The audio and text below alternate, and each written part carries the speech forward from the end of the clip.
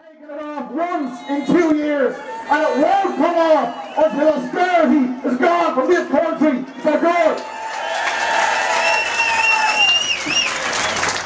Let's have a quick show of hands. We know what's happening in Greece at the moment, and it's happening because the Greek government had the balls to go to the EU and the ECB and the IMF and tell them to get stuffed with their austerity. They're doing their absolute best to protect their people, their citizens, their families, their elderly, their sick, their children. Hold up your hand if you would love to swap our government for the government that the people of Greece have.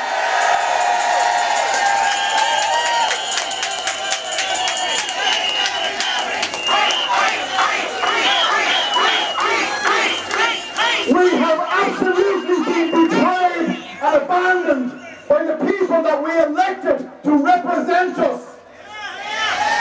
And Dublin Says No, and all the protest groups, the seeds of all that campaigning were sown in the early months of this government's reign. That's what it is, reign. It's a reign. It's not a tenure. It's not a term. It's a reign of absolute terror and fascism. And from the very first budget of this government in 2011, it was absolutely clear that everything they campaigned on to get into power was a lie, an absolute lie.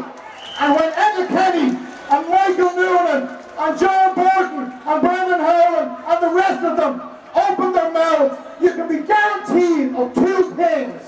One, they're telling a lie, and two, they're not telling the truth.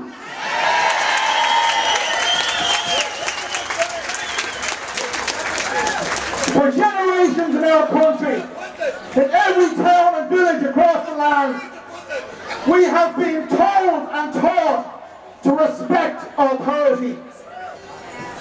In every village, there were 4 people held up as the pillars of the community and society.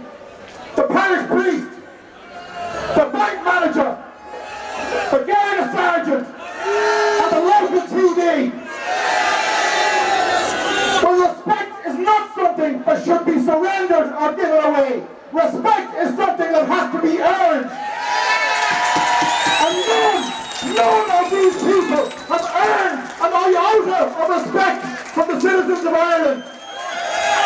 The time for respect for authority is over. We have to respect ourselves and realise that actually we're on our own. We have to fight our own battles. The political parties are not fighting for you. They're not out to protect you. They're fighting for the people that back them, that give them political contributions. Dennis O'Brien is among them. How can Dennis O'Brien get a write-down of your money of €119 million to buy SiteServe?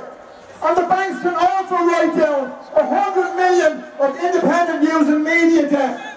And yet he can contribute to Hillary Clinton's campaign to become president of the US. That is the definition of a traitor.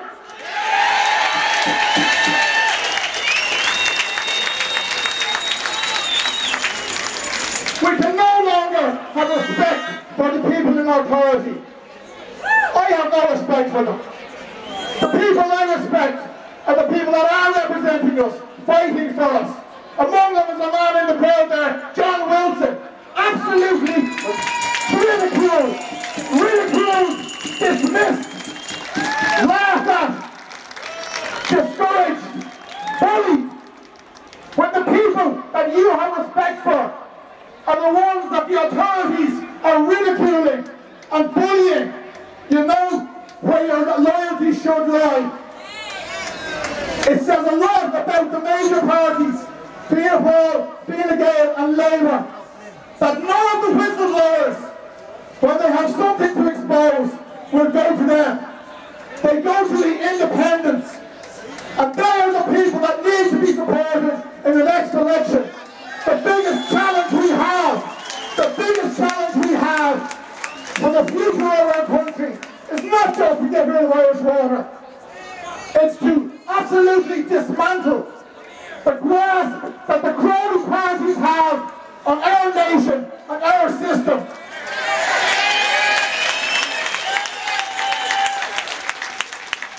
We don't have democracy in this country because what you vote for is ignored when these people walk into the halls of Leinster House. We don't even have a political system. What we have is a 5-year cycle of abuse. Our sick are abused by being left on trolleys in hospital corridors. Our children are abused by having to go to school hungry. Our elderly are abused by being abandoned and not protected, where they can be abused literally in care homes around the country. Our unemployed are abused and exploited because at the end of a week's work they get €50. Not enough to feed them, not enough to pay their rent, not enough to survive on. We have people, families, abandoned and abused by a government that won't protect them and a judicial system that will throw them on the streets for money that was already paid to banks that was bailed out. Imagine, next year we'll celebrate 1916. There's not much to celebrate.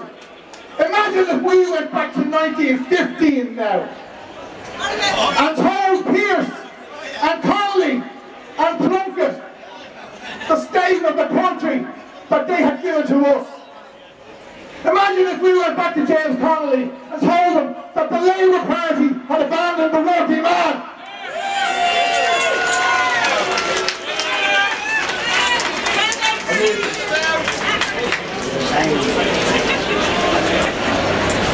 Imagine if we went back to Pearse and Connolly and Plunkett and told them that the country they tried to save is still in the hands of foreign, unelected powers. And the government is a fascist regime that protects corporate interests and oppresses ordinary citizens. Imagine if we went back and told them that.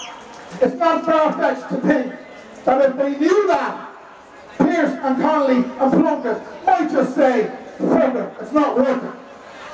And that is a shame that we carry into 2016. And our politicians will be here in less than a year's time. And they'll be lamenting the heroes that were lost on these streets. And they'll be claiming a lineage and a heritage from Pearse and Connolly and Plunkett that they have absolutely betrayed.